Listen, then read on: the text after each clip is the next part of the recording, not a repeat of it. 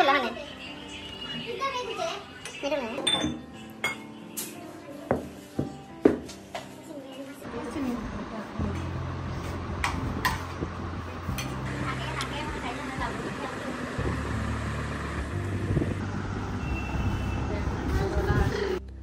Hi everyone, আসসালামু আলাইকুম। আশা করি সবাই অনেক ভালো আছেন।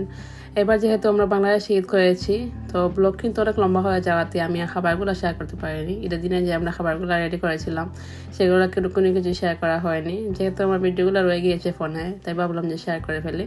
তো ঈদের দিনের সব রান্নাগুলো আমার বোনও করেছে, আমি একটা রান্না করেছি, শুধু চিংড়ি বোনা করেছি আমি, আর বাকি সবগুলো আমার বোন রান্না করেছে, বড় বোন। তো দেখতে পাচ্ছেন আস্ত মুরগি রোস্ট করেছে, সাথে ছিল টমেটোর টক আর চিংড়ি বোনা ছিল, তেহারি রান্না করেছিল আমার বোন, খুবই মজা হয়েছিল। আর রান্না করেছিল পটল দিয়ে ইলিশা মাছ, আর ছিল মুগ ডাল দিয়ে বিফ আর কি। তো খুব মজা করে খেয়েছি আমরা ঈদের দিন। যদিও বা ঈদের দিন তেমন একটা খাওয়া যায় না, রোজা ভেঙে, কিন্তু ঈদের দিন বেশি কিছু খাওয়া যায় না, তো নর্মাল কিছু খেয়েছি। নাস্তার ভিডিওটা আমি করা হয়নি সকালবেলা, যেহেতু আমার বোন চলে গিয়েছিল বাহিরে, সেজন্য আর কিছু করা হয়নি। আর আমি বানিয়েছিলাম ডাবের পুডিং ঈদের দিনের জন্য, খুবই মজা হয়েছিল। আর ঈদের দিন অনেক গরম ছিল, সবাই খুশি হয়ে খেয়েছেন ডাবের পুডিংটা।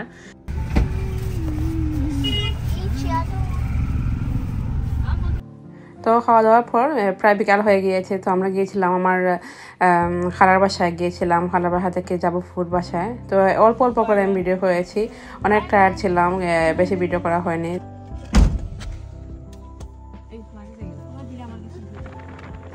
তো আমার খালার বাসায় গিয়েছিলাম না জানিয়ে, ওনারা জানতেন না, আর ভিডিও করাও হয়নি। তারপর চলে যাচ্ছি আমি এখন আমার বড় ফুপুর বাসায়। এখানে দেখলাম এসে ভাবি অনেক মজা করে পিঠা বানিয়েছেন, আমাদের সিলেটি বাসার নুনের পিঠা যেটা বলে, সেটা অনেক মজা হয়েছে। আর সিলেটিরা যে নারিকেলের পিঠা বানান ফব, ঈদের দিন যার বাসায় যান না কেন সবার বাসায় থাকে এই পিঠাটা, নুনের পিঠা আর নারিকেলের এই পিঠা, আমরা সিলেটি বাসায় বলি এটা ফব। তো এইটা সব জায়গায় থাকে। আর ছিল ডিমের যে পুডিংটা আছে, সেটা খুবই মজা হয়েছে সব কিছু। আর সাথে 1 কাপ চা খেয়ে নিলাম, যেহেতু অনেক টায়ার্ড, ঈদের দিন তো সবাই অনেক টায়ার্ড থাকে। তো অনেক জায়গায় ঘোরাঘুরি, আমি কখনো এত ঘোরাঘুরি করি না ঈদের দিন, আমার ভালো লাগে না। যেহেতু দেশে আসছি, তো ফুফুরা সবাই বলছিলেন আসার জন্য, তাই আসলাম। তো বড় ফুফুর বাসা থেকে আমরা চলে যাচ্ছি আমার কুকুমনির বাসায়, আমার সব ছোট ফুফুর বাসায়। আরেক ফুফুর বাসায় যেতে চাইছিলাম, কিন্তু অনেক টায়ার্ড হওয়াতে আর যাওয়া হয়নি। প্রায় 11টা বেজে গিয়েছিল রাত ঘোরাঘুরি করতে করতে। তার ফুফু দেখে আমার জন্য চটপটি রান্না করেছিলেন।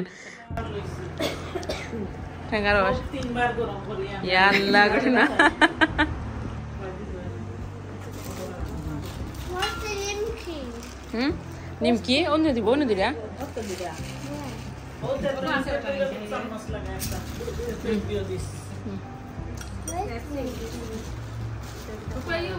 তো আমার ফুফু শুধু আমাদের জন্য চটপটি বানিয়েছে অনেক বড় প্যান দিয়ে।